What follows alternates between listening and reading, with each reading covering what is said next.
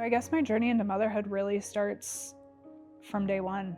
When I was born to a 15-year-old mother, and that mother decided to place me up for adoption. All I know is that she was 15 years old. She was predominantly Native American, and I was 5 days old when I was placed with my parents. I did grow up in an incredible home. I had an awesome childhood. I always tell people, like, I had all of the protective factors. If you're familiar with the ACE study, I had like none of them, right? Was never around alcoholic drinking or drug use or anything like that. Star student, star athlete in school, graduated high school, top of my class, full academic ride to Ohio State. Everything just came easily to me, and it really ingrained this like sense of entitlement. Like I never really had to work for anything, which was really a detriment for me because I went to college and it was hard. I ended up quitting. I quit halfway through my freshman year. I got a job as a server, and I tell people frequently that my story of addiction and recovery is one of nature versus nurture. And in my case, nature won. So I got a job as a server, and many people in recovery know this tale, old tale that I fell into that lifestyle. We get off work, we go to the bar, we drink, drugs were introduced, cocaine was introduced. I was 20 years old the first time, and it was immediate. It was scary how fast I became an everyday user. And it just took a hold. And then about 23, I became pregnant.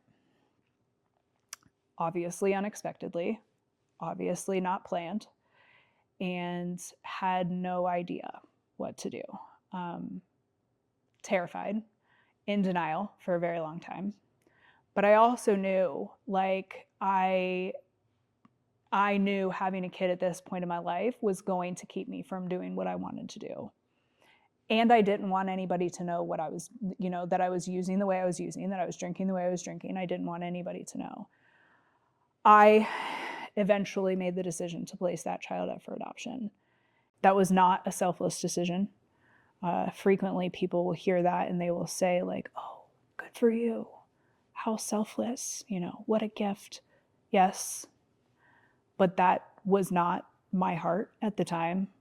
It was a very selfish decision. Like I said, I knew having a kid was going to prohibit me from doing what I wanted to do. She never felt like mine. We never bonded that way. And I don't know if it was my mental state or if it was my mind protecting me in some kind of way, but she never felt like mine. My birthing plan was with them in mind. I gave birth and they had the room right next to me, and she was taken immediately from me and given to them. They did skin to skin contact. They were the first ones to see her, to hold her, all of that. Honestly, all I wanted to do was get out of the hospital so I could go back to doing what I was doing. But after that, there was no processing. There was no grieving.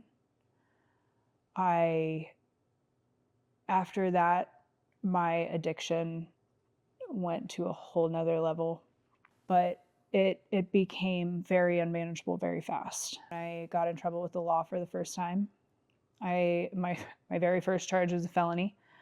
For the next few years, I in and out of jail for misdemeanors. I was a really bad thief. I got caught a lot. Did a lot of things that I'm not proud of. Hurt a lot of people. And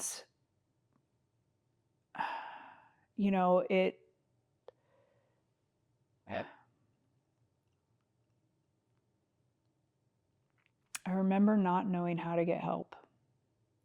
2016 was my first stab at sobriety. It was my last arrest. And was taken to jail and stayed there for 10 days and detoxed. I'm thankful for my parents. My dad was there to pick me up at midnight when I was released, and my mom had an appointment set for me to start an IOP program the day after. And I was given the Vivitrol injection. So I couldn't do heroin, but I could do everything else. Still not given any tools. So I'm sitting here, I'm going to IOP, and I'm still using other substances. And it went on for about 6 weeks, and they caught me using in their parking lot. And the director of the agency called me in, and they got me a bed in inpatient treatment the very next day. And I went, not because I wanted to be sober, but because I knew, like, if I had said no, like, my parents would have kicked me out, and I was really tired of being homeless. Something happened about halfway through that treatment, and I remember laughing for the first time. And we're talking like stomach hurting, face hurting, crying, no noise is coming out anymore, kind of laughing. And I remember feeling like, that feels good. I miss this. And I went to sober living after I completed that program, and there I met, at that time I met my now husband. I always tell sponsees, do as I say, not as I do. I was like 60 days clean, couple weeks out of treatment, and him and I met. He is not one of us, so he, I don't know why he thought I was a good choice, but we made it. That boyfriend, now husband, proposed to me on my 2-year anniversary, sober anniversary, to make that day a positive day instead of a negative one. He gave me my first kid that I actually get to be a mom to, and that's Ava. She is technically my stepdaughter, but I claim I love that girl like she is my own. So John and I got married. We decided after that we were actually going to try and have a baby on purpose. And we got pregnant almost immediately. And in May of 2020, we had our son, and I will never forget that day. It was the best day of my life. And that little boy he has given me a whole new reason to live.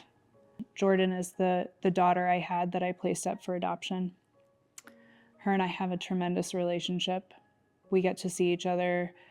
They live in West Virginia, but we see each other, once or twice a year. She talks to my daughter. They're only like a year apart. They play Roblox or whatever. I don't know. I'm old. Video games, I guess, together. It's cool. I always wanted it to be her choice, whether or not she met me or not. And honestly, she was 5 when they reached out for the first time. I did not expect that. I did not expect it to be that soon. But I was all about it. I absolutely wanted a relationship. And Jill is her mom, and she gets so much credit. Jordan's always called me mom too. Like, Jill's mom 1 and I'm mom 2. And being a mom, I can't imagine being okay with that. She's such a strong woman. I would do it all again for this. And I had talked myself out of having kids biologically several times. I didn't want to pass this along. And through a lot of help and sensible people telling me that it's not a death sentence, that they get to grow up seeing their mom living in the solution, that I know more than my parents knew growing up. I'm so glad I made the decision I did. But no, there are days where I'm terrified, but I would do everything all over again if I knew this is where it would get me.